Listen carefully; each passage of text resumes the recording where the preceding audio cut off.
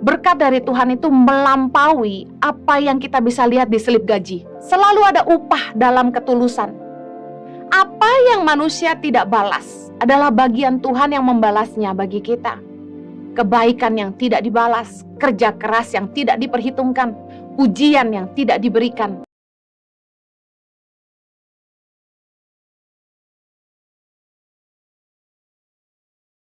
Bapa di surga, kami bersyukur buat hadirat-Mu di tengah-tengah kami. Saat ini Tuhan, kami ingin mendengarkan firman-Mu. Berbicaralah buat kami, tumpahkanlah isi hati-Mu, ajarilah kami firman-Mu. Berbicaralah dengan bahasa yang mudah kami mengerti, supaya kami bisa melakukannya dalam hidup kami. Tolong hamba-Mu Tuhan, karena sungguh tanpa Engkau, hamba tidak mampu. Menyerahkan menit-menit ke depan ke dalam pimpinan Roh Kudus, demi nama Yesus kami berdoa. Amen. Saya berdoa Anda dan keluarga selalu dalam keadaan sehat. Hari ini saya akan menyampaikan firman Tuhan tentang ketulusan hati dengan judul tulus atau bulus. Lawan dari tulus adalah bulus. Orang bulus itu seperti apa? Ada 3 ciri orang bulus. Yang pertama, apa yang di hati dan di pikiran tidak sama dengan ucapan dan tindakan. Yang kedua, selalu punya agenda, motivasi tersembunyi dalam setiap tindakan. Berbuat baik untuk mendapatkan balasan atau pujian. Yang ketiga, ciri orang bulus itu adalah selalu menyimpan niat jahat terhadap orang lain dan ingin menjatuhkan orang lain. Mari kita bahas satu-satu tentang orang yang bulus. Hati dan pikiran tidak sama dengan tindakan dan ucapan. Amsal 23 ayat 7 berkata gini, sebab seperti orang yang membuat perhitungan dalam dirinya sendiri, demikianlah ia. Silakan makan dan minum, katanya kepadamu, tetapi ia tidak tulus hati terhadapmu. Nah, orang yang lain di bibir dan lain di hati, apa yang di pikiran dan tindakan tidak sama, adalah orang yang bulus. Selalu tidak tulus dalam melakukan sesuatu. Ketulusan itu bukan hanya tentang sikap dalam memberi, tapi juga dalam melakukan apapun terhadap siapapun. Orang yang tulus sebaliknya, hati pikiran itu sama dengan ucapan dan tindakannya. Banyak orang yang bisa punya agenda di balik apapun yang mereka katakan maupun lakukan. Menurut saya betapa rumitnya. Orang yang tulus itu jalannya lurus-lurus aja. Orang yang bulus itu contohnya gini. Tidak suka terhadap atasan tapi pura-pura baik di depan bosnya. Di depan memuji tapi di belakang mencela. Orang yang tidak tulus biasanya terbaca. Di depan kita dia baik-baikin kita, tapi di belakang kita dengar dia omongin kita. Pernah punya teman-teman yang seperti ini? Orang yang bulus itu lain di mulut, lain di hati. Bukankah ucapan mulut itu meluap dari hati? Matius 12 ayat 34 bilang begini, hai kamu keturunan ular beludak, bagaimanakah kamu dapat mengucapkan hal-hal yang baik, sedangkan kamu sendiri jahat? Karena yang diucapkan mulut meluap dari hati. Kata firman Tuhan, apa yang di mulut kita itu meluapnya dari hati. Lalu bagaimana dengan orang yang bulus yang mulutnya lain, hatinya lain? Orang yang tidak tulus itu pandai berpura-pura. Berpura-pura baik dan bersikap munafik. Karena itu kita harus hati-hati menilai orang. Kita nggak bisa judge the book by the cover. Firman Tuhan berkata, baik tidaknya sebuah pohon itu dikenali dari buahnya. Nah, untuk buah itu tumbuh butuh waktu lama. Kita harus baik-baik menilai seseorang. Kita harus bangun hubungan dulu. Ngerti dulu orangnya gimana. Baru kita akan tahu aslinya seperti apa. Karena orang bisa pura-pura. Lain di mulut, lain di hati. Apa yang mereka lakukan mungkin bisa berlawanan dengan pikiran mereka sendiri. Hanya pura-pura aja untuk mencari keuntungan. Yang kedua, orang yang bulus itu selalu punya agenda atau motivasi tersembunyi dalam setiap tindakan. Selalu ada orang-orang yang tidak tulus yang melakukan segala sesuatu ya. Selalu punya agenda. Biasanya gini, baiknya cuma di awal aja. Biasanya karena butuh sama kita.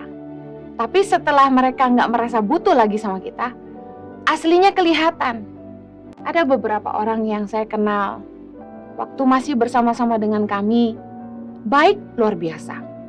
Tapi ketika mereka sudah merasa tidak perlu kami, perlakuan, perkataannya betul-betul membuat saya nggak percaya. Bukankah orang itu baik ya? Kok bisa seperti itu jadinya? Orang tuh kalau udah punya motivasi tersembunyi, punya agenda, sikapnya udah nggak real. Berbuat baik pun sama orang punya tujuan tersendiri, supaya satu hari dibalas. Berbuat baik sama orang di satu kota, begitu tahu, oh dia tinggal di Bali, dibaik-baikin. Supaya apa? Satu hari kalau liburan ke Bali ada teman yang nganterin jalan-jalan. Baik sama orang supaya dipuji. Ada satu kali saya ketemu dengan teman-teman di sebuah daerah yang menceritakan ke saya, Bu Heni, ada orang-orang dari gereja ini datang ke sini, ibu-ibu. Mereka bawa bantuan, tapi mereka bawa wartawan. Saya sampai bengong. Saya tanya, bantuannya banyak? Mereka bilang, enggak, cuma beberapa kantong benang aja. Saya bilang, oke, luar biasa. Ada lagi di Halmahera. Ada orang datang bagi-bagi pensil warna buat anak-anak di Feeding and Learning Center Tangan Pengharapan. Mereka foto-foto di situ. Saya ingat bagaimana waktu saya melayani anak-anak tidak mampu pertama kali. Enggak ada dokumentasi.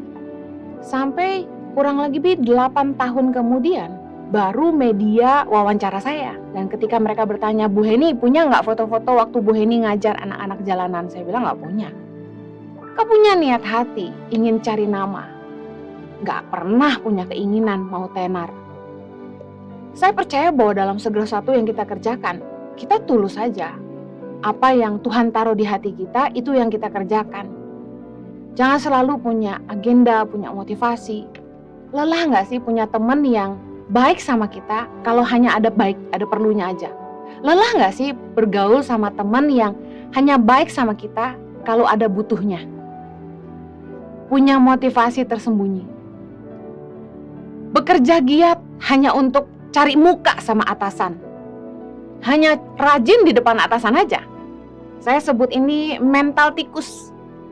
Ada istilahnya, kucing nggak ada, tikus berpesta pora. Saya nggak mau disebut kucing, makanya saya nggak mau sebut staff itu tikus. Tapi saya mau bilang gini, kalau kita bekerja hanya untuk menyenangkan atasan saja, artinya kita punya mental tikus. Yang cuma mau kelihatan baik di depan atasan aja. Tapi kalau atasan nggak ada, kita pesta pora. Mari kita lihat sama-sama firman Tuhan dalam Matius 6. Ayat yang kedua bilang gini, jadi apabila engkau memberi sedekah, janganlah engkau mencanangkan hal itu seperti yang dilakukan orang munafik di rumah-rumah ibadat dan di lorong-lorong, supaya mereka dipuji orang. Aku berkata kepadamu, sesungguhnya mereka sudah mendapat upahnya. Ayat keempat bilang gini, hendaklah sedekahmu itu diberikan dengan tersembunyi, maka Bapamu yang melihat yang tersembunyi akan membalasnya kepadamu. Kolose 3 ayat 22 bilang gini, hai hamba-hamba, taatilah Tuanmu yang di dunia ini dalam segala hal. Jangan hanya di hadapan mereka saja untuk menyenangkan mereka, melainkan dengan tulus hati, karena takut akan Tuhan. Apapun juga yang kamu perbuat, perbuatlah dengan segenap hatimu, seperti untuk Tuhan dan bukan untuk manusia. Kamu tahu bahwa dari Tuhanlah kamu akan menerima bagian yang ditentukan bagimu sebagai upah. Kristus adalah Tuhan dan kamu hambanya. Dua perikop ini menjelaskan tentang bagaimana ketika kita memberi sedekah, menabur, kita melakukannya dengan tersembunyi, bukan untuk dipuji. Tapi kita tahu Bapa melihat apa yang kita berikan di tempat yang tersembunyi. Ketika kita bekerja sungguh-sungguh seperti untuk Tuhan dan bukan untuk manusia.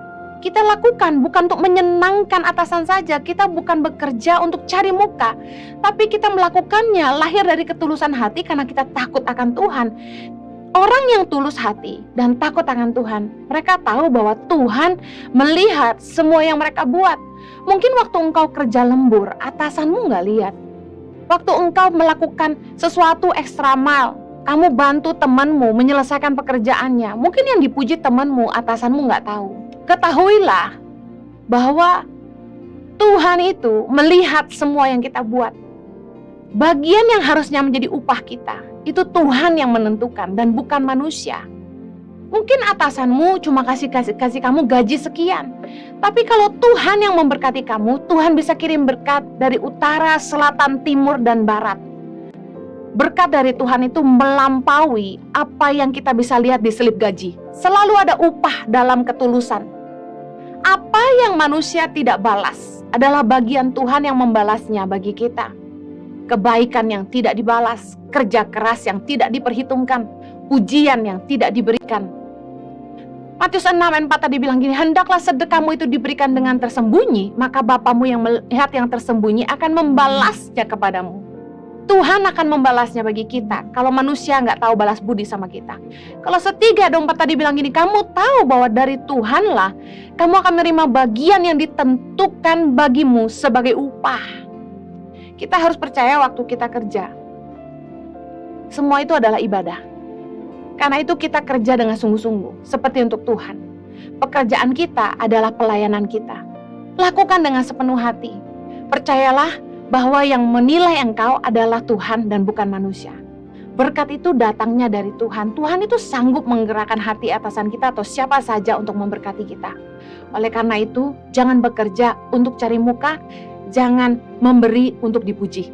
Lakukan semuanya dengan ketulusan hati. Yang ketiga, orang yang bulus itu, yang tidak tulus hati, itu menyimpan niat jahat. Saya ingin mengangkat kisah Yusuf. Salah satu kualitas yang dimiliki oleh Yusuf, suami Maria dalam Matius 1 ayat 19 adalah ini. Karena Yusuf suaminya, seorang yang tulus hati dan tidak mau mencemarkan nama istrinya di muka umum. Ia bermaksud menceraikannya dengan diam-diam. Anda tahu kisahnya bahwa Maria tiba-tiba mengandung dari Roh Kudus saat dia telah bertunangan dengan Yusuf. Dan Yusuf karena seorang yang tulus hati, ia tidak mau mencemarkan nama Maria di muka umum. Dia bermaksud untuk menceraikan Maria dengan diam-diam. Pada hukum masa itu, seorang wanita yang ketahuan hamil di luar nikah, itu akan dirajam batu. Tetapi bukan hanya itu, pasti namanya juga cemar. Tetapi betapa Yusuf seorang yang tulus hati dan tidak mau mencemarkan nama istrinya. Orang yang tulus itu tidak mencemarkan nama baik orang lain.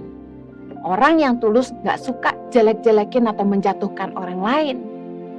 Orang yang tulus tidak suka cari gara-gara. Matius 10 ayat 16, Yesus berkata begini, lihat, aku mengutus kamu seperti domba ke tengah-tengah serigala. Sebab itu hendaklah kamu cerdik seperti ular dan tulus seperti merpati. Apa maksudnya cerdik seperti ular dan tulus seperti merpati? Cerdik seperti ular itu begini. Ular kalau jalan di tanah dan kemudian dia melihat sebuah rintangan, ular itu akan berusaha cari jalan untuk menghindari rintangan itu. Entah dia lewat di atasnya atau dia akan cari jalan di sampingnya. Ular itu nggak suka cari gara-gara. Dia tidak akan menyerang kalau dia tidak diserang. Ular itu cerdik. Kalau dia dihalangi, dia akan berusaha cari jalan lain. Dia akan berusaha lewati rintangannya. Nah, sebagai anak Tuhan, kalau ada orang yang jahat sama kita, enggak usah balas. Cerdiklah, cari jalan lain. Enggak perlu sok cari gara-gara dan sok jagoan nantang orang. Tulus seperti merpati. Merpati bicara soal kesucian, kesetiaan, pure hearted, orang yang tulus hatinya, tidak jahat. Kita harus belajar seperti merpati, punya hati yang tulus, gak nyimpan niat jahat terhadap orang lain, meskipun orang mungkin berbuat jahat kepada kita. Orang yang tulus itu tidak suka bikin masalah. Mazmur 37 ayat 37 bilang gini, perhatikanlah orang yang tulus dan lihatlah kepada orang yang jujur, sebab pada orang yang suka damai akan ada masa depan. Orang yang tulus tuh suka damai. Gak suka cari gara-gara, gak suka cari masalah. Saya kenal satu anak dulu yang pernah kami sempat bantu. Anak ini bilang sama saya, di sekolah kenapa suka berantem, saya tanya gitu. Anak ini cerita, iya karena Tangannya sudah gatal kalau tidak bertengkar katanya. Kalau tidak berkelahi itu rasanya sudah gatal tangannya. Wow. Orang yang tulus itu nggak suka cari masalah. Saya ulangi, orang yang tulus itu jalannya lurus. Amsal 10:29 bilang gini, jalan Tuhan adalah perlindungan bagi orang yang tulus, tetapi kebinasaan bagi orang yang berbuat jahat. Nah, orang yang tulus itu selalu ingin jalannya lurus, tidak mau melanggar aturan. Karena itu integritas itu lahir dari hati yang tulus. Tidak mau curang, ikut aturan, pokoknya jalan yang benar aja. Nah, karena dia tidak punya niat jahat apa-apa, gak punya jiwa menipu, dia mendapat perlindungan karena dia mencintai jalan-jalan Tuhan. Tuhan melindungi dia karena dia selalu mengambil jalan yang benar. Banyak orang ingin ditolong Tuhan, tapi suka main hakim sendiri, suka ngambil jalan sendiri, gak mau ikut jalan kebenaran. Tuhan gak bisa bela kita kalau kita gak hidup dalam kebenaran. Saya ingin share tentang ketulusan di dalam hati. Ini pengalaman pribadi yang Tuhan ajar saya. Amsal 3:29. Janganlah merencanakan kejahatan terhadap sesamamu, sedangkan tanpa curiga ia tinggal bersama-sama dengan engkau. Amsal 24:17 bilang gini, jangan bersukacita kalau musuhmu jatuh. Jangan hatimu beria-ria kalau ia terperosok. Supaya Tuhan tidak melihatnya dan menganggapnya jahat, lalu memalingkan murkanya daripada orang itu. Satu hari waktu saya masih di Australia dan masih pelayanan di sana, ada anak orang kaya yang tiba-tiba mendatangi saya dan melemparkan barang ke saya. Karena saya full timer gereja dan anak ini adalah anak donatur gereja, wow, full timer tuh nggak dihargai. Datang ke saya marah lempar barang, cuma gara-gara dia tidak datang ke pertemuan, posisinya saya gantikan oleh orang lain. Karena dia sering tidak hadir ke pertemuan, saya gantikan posisinya dengan orang lain. Nah, dia marah dan dia datang ke pertemuan itu dan dia lempar saya dengan folder lagu. Dan ketika saya dilempar di depan orang banyak, sekitar ada 300 orang yang menyaksikan saya dihina di hadapan mereka, semua diam karena mereka semua tahu dia anak orang kaya, donatur gereja. Saya ditinggal pergi, shock, nangis, teman-teman suruh saya pulang. Waktu saya pulang, saya cuma bisa nyembah Tuhan. Dan ketika saya nyembah Tuhan, ayat ini yang Tuhan kasih ke saya. Jangan bersukacita kalau musuhmu jatuh. Jangan hatimu beria-ria kalau ia terperosok. Supaya Tuhan tidak melihatnya dan menganggapnya jahat, lalu memalingkan murkanya daripada orang itu. Saya heran, Tuhan, aku yang disakiti, kenapa jadinya ayat ini yang dikasih? Wah, Tuhan salah kasih ayat ke saya pikir gitu. Tidak lama kemudian, sekitar kurang lebih 1 tahun kemudian, saya dengar keluarga anak ini tiba-tiba mengalami masalah. Ada perselingkuhan yang terjadi di antara orang tuanya dan mamahnya memasukkan masalah ini di koran di kota tempat mereka tinggal, sehingga orang-orang sekota itu tahu semua berita perselingkuhan papahnya. Saya juga kemudian mendengar anak ini kemudian menikah dengan pacarnya yang saya kenal juga. Dan gak jelas pernikahannya, mereka berdua gak tinggal serumah dan pisah negara. Ketika saya dengar kabar-kabar ini, Tuhan tiba-tiba ingetin saya ayat ini. Jangan bersukacita kalau musuhmu jatuh. Jangan hatimu beria-ria kalau ia terperosok. Supaya Tuhan tidak melihatnya dan menganggapnya jahat. Waktu kita marah sama orang, tentu ada sedikit rasa dendam di mana kita mengharapkan Tuhan membalas perbuatan orang itu. Bukankah sering kita ngomong bahasa rohaninya, nanti biar Tuhan yang balas. Sebenarnya kita menyelipkan kutuk di situ. Kita berharap satu hari nanti Tuhan balas dia dengan lebih jahat lagi. Bukankah kita merasa, oh gue orang benar, saya orang baik, Tuhan pasti bela saya. Satu hari orang-orang yang menyakiti saya ini pasti akan dibalas sama Tuhan. Bukankah kita pernah merasa seperti itu dan mengharapkan hal itu? Tuhan kasih saya ayat ini untuk menjaga hati saya. Ketika saya mendengar kabar-kabar buruk tentang keluarga anak ini, saat itu juga saya berdoa buat mereka. Saya mendoakan keluarga mereka. Saya ingat bahwa Tuhan tidak mau saya senang mendengar kabar buruk tentang keluarga ini. Meskipun mereka pernah memperlakukan saya dengan tidak adil. Dengar baik, jaga ketulusan hati. Jangan jadi orang yang bulus, yang selalu punya motivasi di setiap tindakan dan kebaikan. Jangan jadi orang yang menyimpan niat jahat terhadap orang lain. Karena Tuhan itu perlindungan bagi orang-orang yang tulus hati. Mazmur 7 ayat 10 bilang gini, perisai bagiku adalah Allah yang menyelamatkan orang-orang yang tulus hati. Berapa banyak kita yang dilindungi Tuhan dan diluputkan dari hal-hal yang buruk. Tuhan itu melindungi orang-orang yang tulus hati, karena Tuhan tahu orang yang tulus itu tidak bulus.